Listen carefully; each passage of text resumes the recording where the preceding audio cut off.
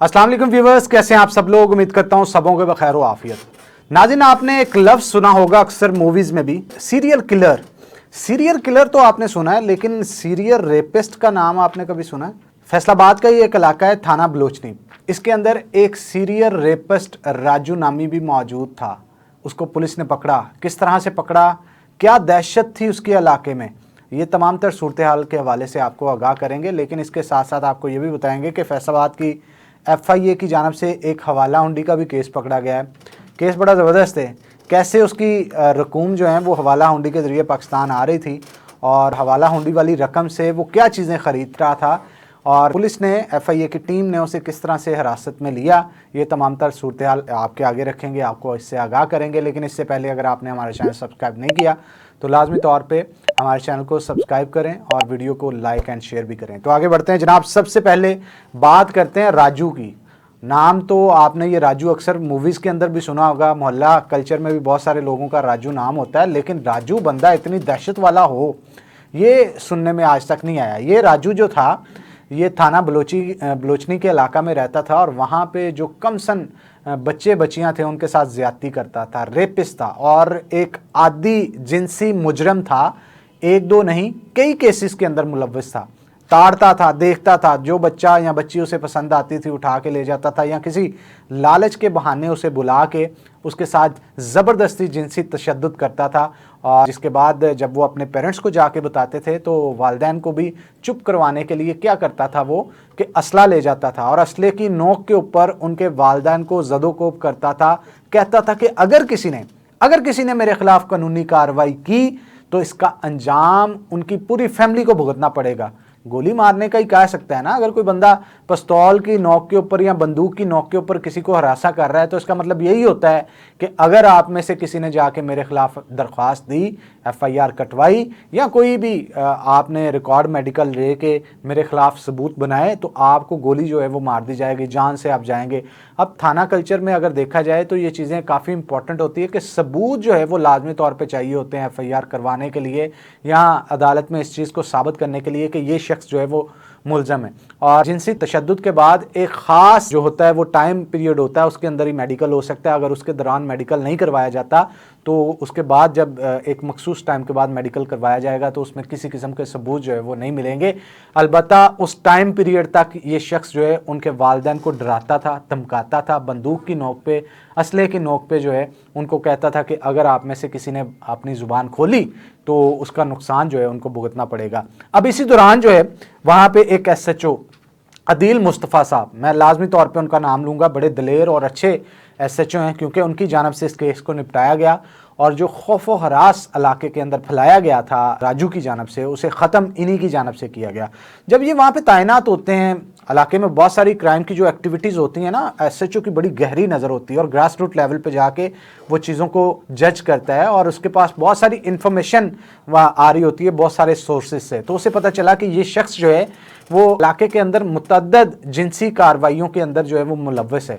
मुबैना तौर पे मुलव्वस होने की वजह से जब उनके पास कुछ उन्होंने तफ्तीश की, छानबीन की, उनके पास कुछ सबूत आए तो अदील मुस्तफ़ा साहब ने क्या किया, जो बिलाल उमर साहब है हमारे फैसलाबाद के CPO, उनके साथ इस केस को डिस्कस किया और डिस्कस करने के बाद बताया कि ये जो आदी जिनसी मुजरिम है ये बहुत सारी कार्रवाइयाँ अपने इलाके के अंदर कर चुका है और बहुत सारी कार्रवाइयाँ मज़ीद भी हो सकती हैं अगर इसको लगाम ना डाली गई। तो बिलाल उमर साहब तो क्राइम के हवाले से आपको पता है कि ज़ीरो टॉलरेंस रखते हैं। उन्होंने फौरी कहा कि इसके खिलाफ कार्रवाई होनी चाहिए। अब एक जायज़ काम हो और SHO को CPO की थपकी उस जायज़ काम पे मिल जाए कि जाओ करके आओ तो वो फिर SHO चौड़ा हो जाता है जनाब। उसने तो जाके फिर मुकम्मल तौर पे कार्रवाई करनी होती है। जब CPO की तरफ से उसे थपकी मिली, थपकी के बाद जनाब वो गए इलाके में, उसको प्रॉब किया, उसको चेक किया, उसको इन्वेस्टिगेट किया, उसकी लोकेशन को ट्रेस किया तो एक जगह से उसको पकड़ लिया गया। पकड़ के FIR दर्ज की और FIR दर्ज करने के बाद उसे थाने में बंद कर दिया गया। अब यही वो चीज़ थी जिसका इंतज़ार शायद अहले इलाका कर रहे थे। बहुत सारे लोग होते हैं जो जिनकी बच्चियों के साथ या बच्चों के साथ अगर कोई जिनसी हरासगी का मामला होता है या जिनसी तशद्दुद किसी पे किया जाता है तो वह अपनी इज्जत को बचाने के लिए थाने का रुख नहीं करते। उनको ये महसूस होता है कि अगर हम थाने में जाएंगे बहुत सारे लोगों को पता चलेगा, इलाके में बात फैल जाएगी और शायद फिर इन बच्चियों के साथ कल को कोई रिश्ता ही ना करे और इन बच्चों की बदनामी जो है पूरे माशरे में हो।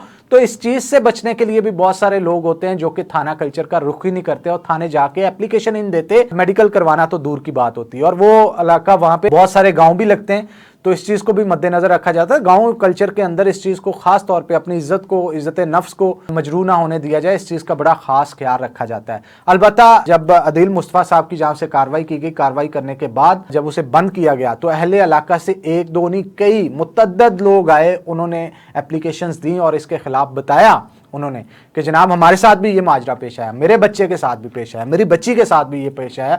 तो कई लोगों की जानिब से ये दरख्वास्तें जो है वहाँ पे दायर की गई और स्क्रीन के ऊपर आप उनकी FIRs भी देख सकते हैं जो कि लोगों की जानिब से करवाई गई। अब बहुत सारे लोगों की तरफ से जब FIR करवाई गई तो पुलिस को यह भी बताया गया कि जनाब जब ये ज्यादती कर लेता था मुबैना तौर पर, तो ये आके हमारे घरों के अंदर या जहाँ पे भी इसको इसके वालिदैन या कोई बंदा भी कार्रवाई करवाने के लिए थाने जा रहा होता था, उसे पकड़ के असले की नोक के ऊपर ज़द-ए-कोब करता था और कहता था कि अगर आप में से किसी ने कार्रवाई करवाई तो आप पे तशद्दुद भी किया जाएगा और गोली भी मारने का कहा जाएगा। मुबैना तौर पे लोगों की जानिब से ये चीज़ें जब बताई गई तो इससे ये साबित हुआ कि इस शख्स के पास नाजायज़ असला भी होगा, क्योंकि जारी बात है अगर असले की नोक पे जाके किसी को ज़द-ओ-कोब कर रहा है, असला उसके पास मौजूद है, ज़ाती लाइसेंस के बगैर है या लाइसेंस के बिना है, वो तो अब जाके पता चलना था। लेकिन पुलिस ने क्या किया कि इससे जब तफ्तीश की तो इसने बताया कि मेरा जो असला पड़ा हुआ है वो फलां जगह पे पड़ा है, अगर आप मुझे साथ लेके जाएंगे तो वहां से बरामदगी करवा सकूंगा। अब पुलिस की जानिब से इसे पकड़ा गया और पुलिस वैन के अंदर इसे जो पता बताया गया था इसकी जानिब से कि वहाँ पे असला मेरा पड़ा हुआ है, उस जानिब ले जाया जा रहा था। इसी दौरान रास्ते में 4 मुसल्लह अफराद की जानिब से मुबैना तौर पे फायरिंग जो है वो पुलिस की वैन के ऊपर या पुलिस के ऊपर की गई, जिससे इसे छुड़ाने की कोशिश की गई। अब जब फायरिंग की गई, फायरिंग के नतीजे में इन्होंने पुलिस से उसको छुड़वा तो लिया, लेकिन कुछ ही दूर जाके जब पुलिस ने देखा तो वही शख्स जिसको पुलिस लेके जा रही थी वो ज़ख्मी हालत में, यानी राजू ज़ख्मी हालत में वहाँ पे पड़ा हुआ उनको मिला। अब राजू ज़ख्मी हालत में किस तरह से मिला कि जनाब जब पुलिस के ऊपर फायरिंग की जा रही थी ना, उसके साथियों की ही गोली उसे आके लगी जिससे वो ज़ख्मी हुआ। अब पुलिस ने उसे पकड़ लिया। अब जैसे ही पुलिस ने उसे दोबारा पकड़ा तो अहलियाने इलाका की जानिब से ये ख़ास तौर पर डिमांड की जा रही थी कि जनाब इतने जिनसी तशद्दुद के अंदर या कार्रवाइयों के अंदर अगर कोई शख्स मुलव्वस है तो इसका जिस तरह CCD घोड़ा फ्राई करती है ना, अब CCD की जानिब से घोड़ा फ्राई कैसे होता है कैसे नहीं होता, वो मुल्ज़म तो करता तो खुद ही है, लेकिन वो कार्रवाई होती क्या है ये मुझे बताने की ज़रूरत नहीं। मुबैना तौर पे इस कार्रवाई का सबको मुकम्मल तौर पे इल्म है। अब उनका कहना था कि अगर आप नहीं कर सकते तो इसे CCD के हवाले कर लें, CCD तफ्तीश करके फिर इसके साथ कार्रवाई जो भी करे सो करे। अहले इलाका की जानिब से ये डिमांड की जा रही थी। अलबत्ता इस मुल्ज़म को पकड़ लिया गया है और पकड़ने के बाद कानून के मुताबिक सख्त से सख्त इसके ऊपर कार्रवाई की जा रही है। लेकिन सवाल यहाँ पे ये पैदा होता है कि एक दो नहीं कई कार्रवाइयों के अंदर ये शख्स मुलव्वस था। अगर किसी तरह ये दोबारा आ जाता है माशरे के अंदर और ये सिस्टम शुरू कर देता है तो कितने घरों की इज्जतों का नुकसान फिर से होगा।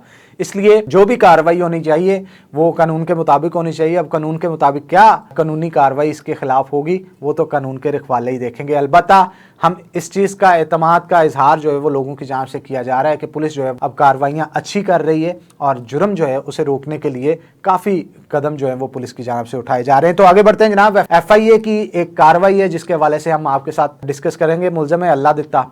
अब ये कार्रवाई क्या डालता था कि इसे पैसे आने होते थे साउथ अफ्रीका से, लेकिन पैसे जो है वो एक प्रॉपर ट्रेल के ज़रिए ये नहीं मंगवाता था। उसकी वजह क्या थी कि जब प्रॉपर मनी ट्रेल के ज़रिए पाकिस्तान के अंदर पैसे आते हैं ना तो एक भारी भरकम टैक्स जो कटता है उससे बचने के लिए और किसी की नज़रों में आए बिना उन पैसों को खर्चने के लिए, प्रॉपर्टीज़ खरीदने के लिए ये बंदे ने हवाला हुंडी का सहारा लिया। अब हवाला हुंडी के ज़रिए आपको पता है कि किसी एक मुल्क में बैठा शख्स किसी दूसरे मुल्क के अंदर मौजूद ऐसे शख्स के साथ जिसके उसके लिंक्स हों, बिना पैसों की ट्रांजैक्शन के वहाँ से ही पैसे उसे दिलवा देता है उस मुल्क से।